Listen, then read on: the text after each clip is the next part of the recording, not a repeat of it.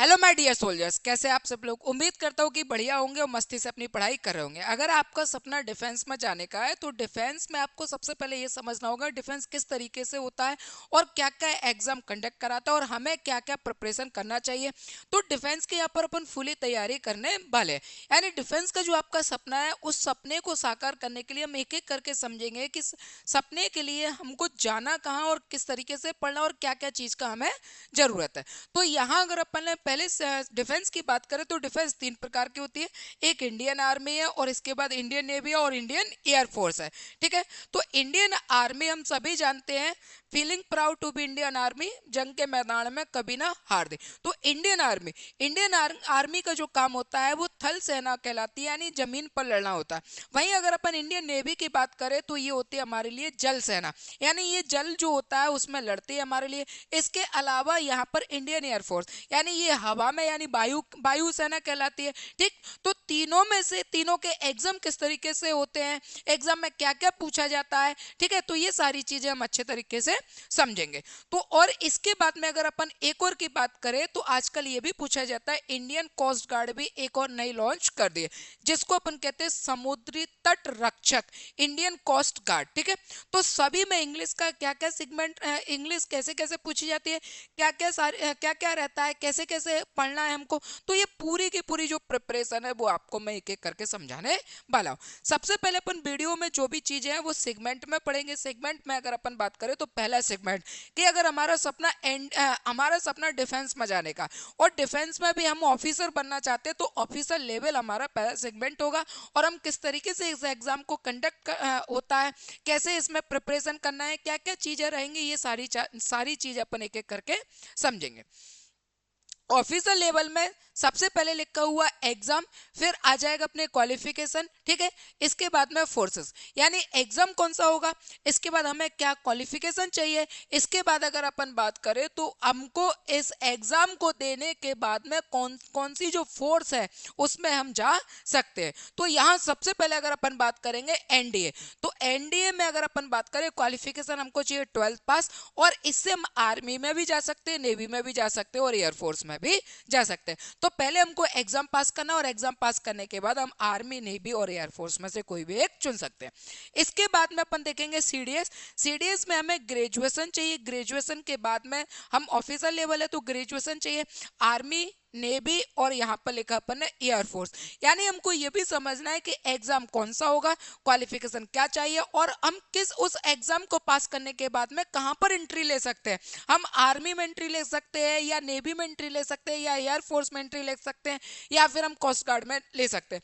कई बच्चे क्या समझते हैं कि डिफेंस है, अब डिफेंस का मतलब हम इंडियन कोस्ट गार्ड में भी चले जाएंगे, हम नेवी में भी चले जाएंगे, हम एयरफोर्स में भी चले जाएंगे, हम अग्निवीर कर रहे हैं तो हम सब में चले जाएंगे। नहीं नहीं, अलग अलग चीजें होती है, अलग अलग सेगमेंट होता है, उसके हिसाब से उसमें पूछा भी जाता है। बहरहाल है डिफेंस पे, लेकिन ओवरऑल अगर अपन पिक्चर की बात करें तो उसे अपन को बहुत अच्छे से समझना है। एफ कैट में भी हमको क्या चाहिए, ग्रेजुएशन चाहिए और ये सिर्फ एयरफोर्स है। तो देखो वही बात आ गई कि नहीं आ गई कि यहाँ एनडीए में तो 12th पास चाहिए और तीनों आर्मी में से हम किसी में भी जा सकते हैं।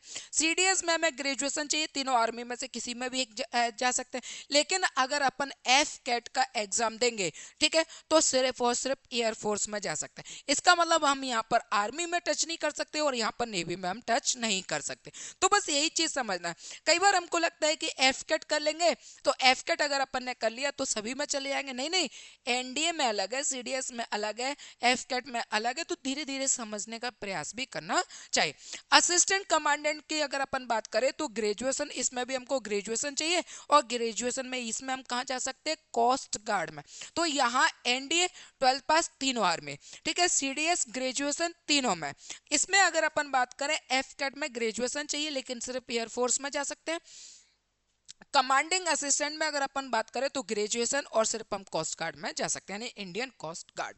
ये हो गया हमारे लिए ऑफिसर लेवल।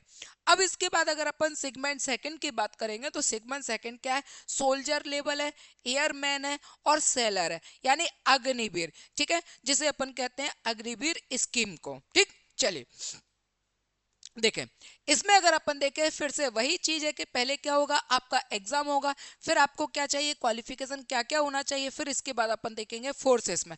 तो यहाँ पर अगर अगर अपन देखेंगे अग्निवीर, तो यहाँ अग्निवीर क्या है, देखो अग्निवीर, देखो जीडी क्लर्क ट्रेड्समैन, तो यहाँ पर अपन को क्या चाहिए, 10th और 12th लेवल चाहिए, यानी आप 10th पास हो या 12th पास हो और सिर्फ कहाँ जा सकते हो, आर्मी में जा सकते हो, यानी अग्निवीर। अब अगर अपन नेवी एसएसआर करते हैं, नेवी में एसएसआर है, एमआर है, एमए है, मेडिकल असिस्टेंट है, तो यहाँ भी अपन को क्या चाहिए, 10th और 12th चाहिए, और इसके बाद यहाँ पर अपन कहाँ जा सकते हैं, नेवी। तभी आपने देखा होगा हम कहते भी है navy SSR, navy MR, navy MA, navy medical assistant. तो यहाँ पर नेवी कौन कौन से एग्जाम कराती है ये भी समझ में आ रहा है, इसके अलावा आर्मी कौन कौन से, अग्निवीर में जीडी क्लर्क और ट्रेड्समैन है, ये भी समझ में आ रहा है, और क्वालिफिकेशन क्या चाहिए, 12th और 12th। और वैसे भी हम सिपाही भर्ती में जा रहे हैं, अब सिपाही भर्ती में आपका ग्रेजुएशन नहीं मांगेगा, सिपाही भर्ती में आपका 10th और 12th ही मांगने वाला है। फिर इसके बाद आ जाते हैं अग्निवीर वायु, तो वायु आ गया ना, तो 12th पास, और ये वायु, वायु का मतलब क्या हो गया, एयरफोर्स, यानी अग्निवीर में अगर आप वायु में इंडिकेट करते हो तो आप एयरफोर्स में सिलेक्ट हो जाओगे। यहाँ पर नाविक और यांत्रिक, नाविक और यांत्रिक यानी 10th और 12th क्वालिफिकेशन चाहिए। और फोर्सेस में अगर अपन बात करें कोस्ट गार्ड, तो नाविक और यांत्रिक, नाविक मतलब नाव चलाने वाला, यांत्रिक मतलब उसको संरक्षण करने वाला, ठीक है। तो यार 10th और 12th चाहिए, और इंडियन कोस्ट गार्ड में इसका सिलेक्शन होगा। फिर देखो आर्मी, आर्मी अगर अपन अग्निवीर जीडी क्लर्क ट्रेड्समैन की बात करें तो 10 12 तो सब में ही चाहिए, ठीक है, क्योंकि सिपाही भर्ती है, सिपाही भर्ती में हमें 10th और 12th चाहिए, सिर्फ यहाँ पर अग्निवीर वायु को छोड़कर, और यहाँ आर्मी में जाएंगे। वहीं अगर अपन SSR MA MR MA medical assistant की अगर अपन बात करेंगे तो 10 12 चाहिए, और नेवी में जा सकते हैं। अग्निवीर वायु की बात करें तो वायु का नाम आ रहा है, यानी एयरफोर्स हो जाएगा। और यहाँ पर नाविक और यांत्रिक की अगर अपन बात करेंगे तो 10th और 12th level Indian coast guard, ठीक है। आगे बढ़े, अब अपन देखेंगे सेगमेंट थर्ड। सेगमेंट थर्ड में अगर अपन बात करें तो एग्जाम रिटर्न, ठीक है, एग्जाम कैसे होते हैं।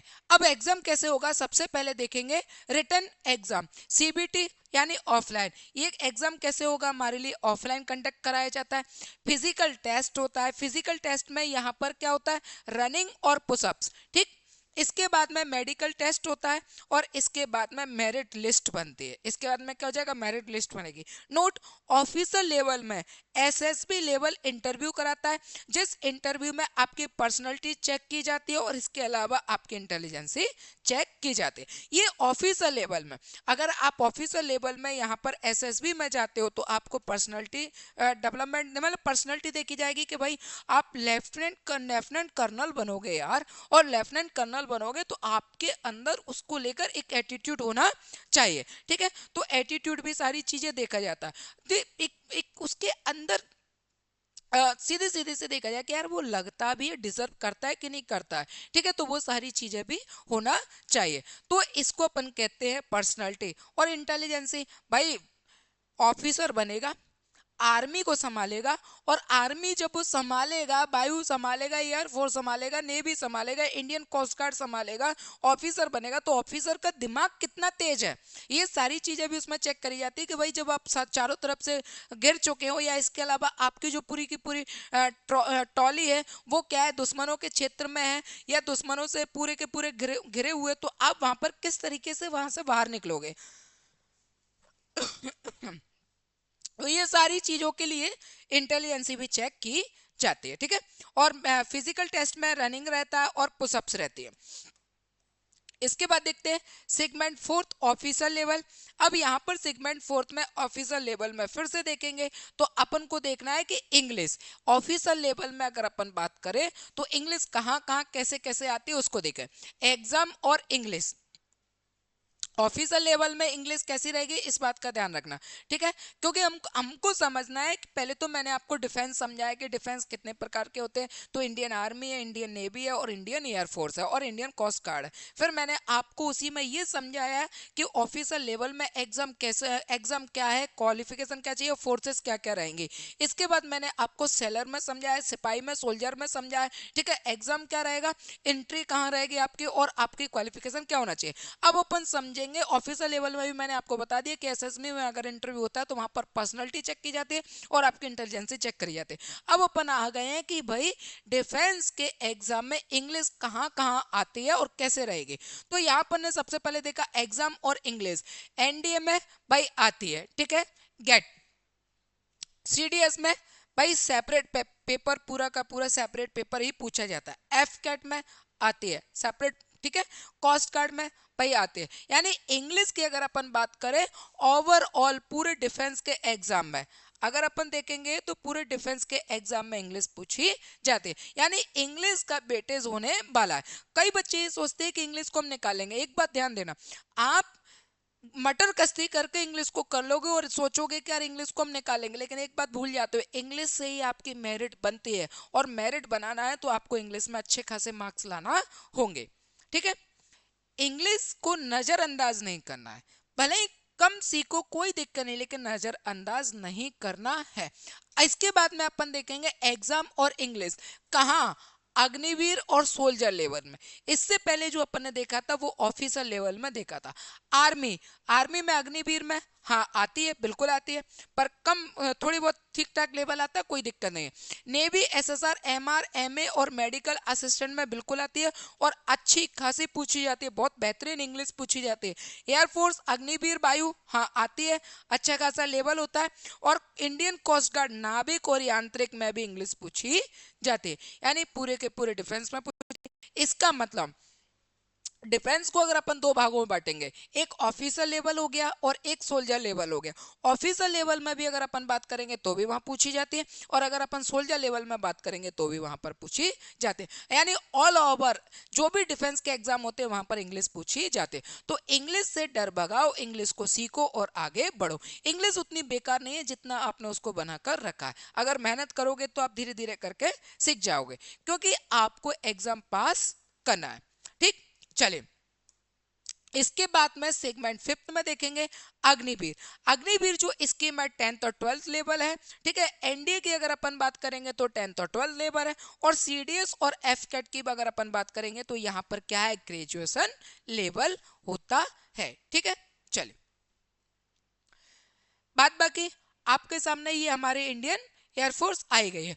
तो इंडियन एयरफोर्स में सबसे ज्यादा इंपॉर्टेंट इस बात को समझना है कि इंग्लिश को आपको बहुत अच्छे तरीके से प्रिपेयर करना है, इंग्लिश को बहुत अच्छे से आपको पढ़ना है, समझना है और ज्यादा से ज्यादा प्रैक्टिस करना है, ठीक है। क्योंकि आप हमारे महान जो हमारा देश भारत देश है उसके सोल्जर्स या ऑफिसर बनने वाले, उसके लिए आप मेहनत करिए। और मोटिवेशन, एक सोल्जर्स के लिए मोटिवेशन से ज्यादा इंपॉर्टेंट होता है डिसिप्लिन, और डिसिप्लिन कहाँ से आएगा, कंसिस्टेंसी से आएगा। तो आप कंसिस्टेंट रहिए और इसके अलावा आप डिसिप्लिन को धीरे धीरे करके अपनी जिंदगी में भी लेकर आइए, ठीक है। मोटिवेशन कम रखिए, मोटिवेशन क्या है, सिर्फ लगी हुई आग को भड़का सकते हैं, लेकिन डिसिप्लिन उस भड़की हुई आग को हमेशा आपके अंदर धधकाती रहती है। तो डिसिप्लिन में रहिए, मोटिवेशन से ज्यादा अच्छा रहेगा। चलिए, मैंने आपको डिफेंस समझाया, डिफेंस के एग्जाम समझाए और डिफेंस के साथ में मैंने आपको इंग्लिश भी समझाया कि इंग्लिश कहाँ कहाँ कैसे कैसे पूछे जाते हैं। तो इंग्लिश से डर खत्म करिए, धीरे धीरे करके समझिएगा और आगे बढ़िएगा। मैं चाहता हूं कि आप अपने सोल्जर्स की ऑफिसर हो या सोल्जर्स की जो भी आपका सपना हो